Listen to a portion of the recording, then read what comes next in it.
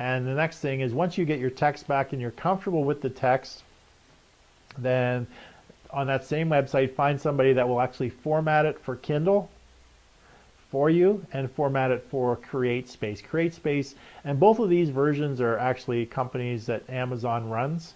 Amazon does Kindle and Amazon does CreateSpace. There's another company out there, another website called bookbaby.com.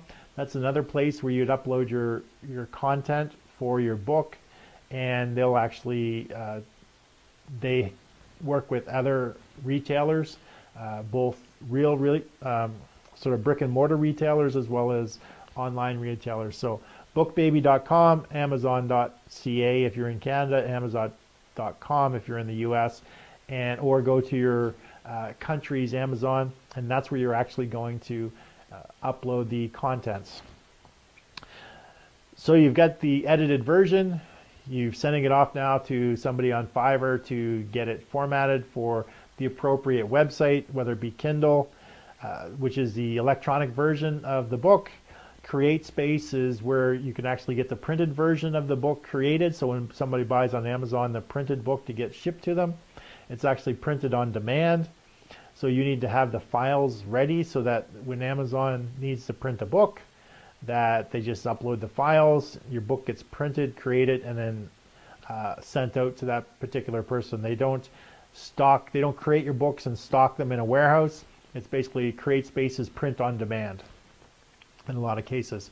And what I tend to do is I'll actually order, say, 50 of my books at a time, get them shipped to me so that I always have books on hand to either give out, sell at trade shows, or sell at different events. So you're getting your outsourcers to create the format for you. So now let's say you picked the winning selection for your cover design, and you've got them to create the CreateSpace, create the Kindle version. You have your outsourcer that's created taken the content and actually edited it. It's been edited, and you actually want to create it for the specific formats, whether it be Kindle or CreateSpace or BookBaby, so you have it in the right format now. So now what you need to do is you need to go on to Amazon and BookBaby and actually create an account. And it's a very quick and easy process. It's just signing up for an account to be an author, and then all you do is actually you take the files that you've been sent from your outsourcers, so the Kindle file, the CreateSpace file, the cover layouts. You just send that information. All you do is just, there's a browse to upload the file. You click on the button, it goes to your computer, shows you all the files, and you just select the file, you upload it, and it's just that easy. Really, it is just that easy. So this entire process I did in 11 days. However, I didn't dictate into my phone and then get it transcribed. I actually, for my second book, I actually wrote all the content and created all the content myself. And then I sent it to an editor, had a couple of rounds of editing done. And while that was happening, I was getting my, so I multitasked. I was getting multiple things done all at the same time because I knew I wanted to get it out very quickly. So after I wrote the book, while it was being edited, I was getting the cover done, and while that was being done, I was creating my accounts up on Amazon, and then I threw up just a one-page website just so I could actually drive people to the website to buy the book, the Kindle version. And as incentive, I actually offered them some resources that went along with the book as free downloads if they actually bought the book at that particular time. So now, in order to be a best-selling author, I needed the strategy. Oh, when you're picking your book, just back to Amazon, when you're uploading your book, you actually have to create or put them in categories. So what category best fits your book? So you need to do some research on the categories themselves, and you need to find the categories that are the most appropriate for your book, but at the same time, does not take a lot of sales to be number one bestseller. So basically how you determine that is you go to a category and you look at the number one best-selling book, and from there you're able to gauge if that category is going to be too tough to become number one or not. So you can tell a lot just by doing a little bit of research in the categories themselves and determine which category you want to place your book in. It wants to be in something relevant, for sure, but you also want to, if you have a choice of 2-3 different categories, you want to put it in the category where you have a better chance of reaching number one without selling as many books. Okay, so that's during the setup process of Amazon when you're setting up your account. So the next thing is planning the strategy of getting everybody to buy your book at one time. So prior to launching it on Amazon, when it's ready to go live, let's say for example we're going to launch it next Tuesday. Next Tuesday is going to be the launch. So you have all the files, you're ready to upload it to Amazon.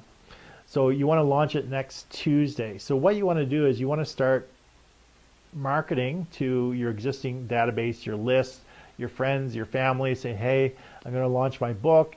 I'm going to make it for sale. And you want to make it for sale on a Kindle version only for 99 cents. So when you release your book, only release the Kindle version first, and then you release the hard copy or the paper copy later. So you want to get as much momentum, drive as much traffic, get as many people as possible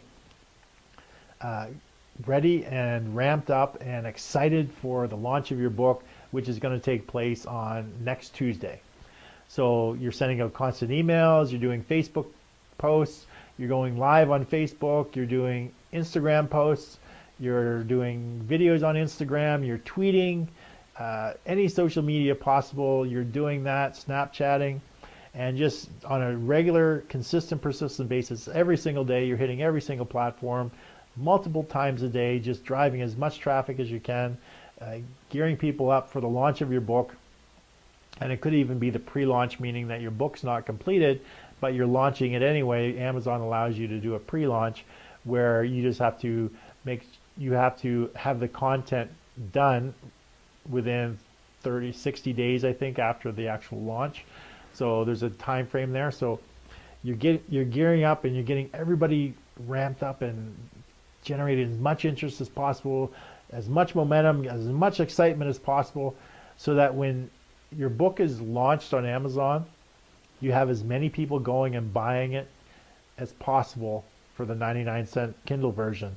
Because what Amazon is tracking is the number of people buying it over a 24-hour period, and that's how they determine their ranking. So what will happen is when it first launches, probably not even going to be recognized in your category, but depending upon your category will determine you'll go back in on an hourly basis to see how your book is doing, and depends on the number of people you can actually drive to to Amazon to buy your book, or what category you put it in. You can have it actually as a number one bestseller in the first hour or 2 hours.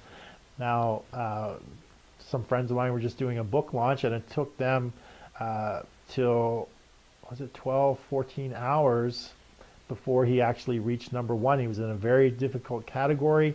It took him close to 14 hours before he's actually got to that number one level, and that was through constant promotion through all the social medias, friends, family, previous contacts, previous clients, just generating as much as possible, trying to get people to buy that book for 99 cents so that he can actually, Amazon will recognize him as a number one bestseller. So all he actually has to do is get his book to, I'm just going to pull up on the screen here, so just bear with me.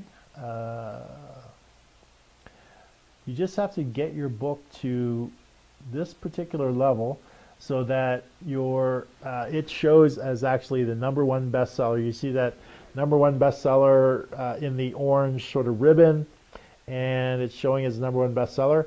So that's all you need is to be able to take a snapshot of that, and now you're recognized as an Amazon #1 bestseller.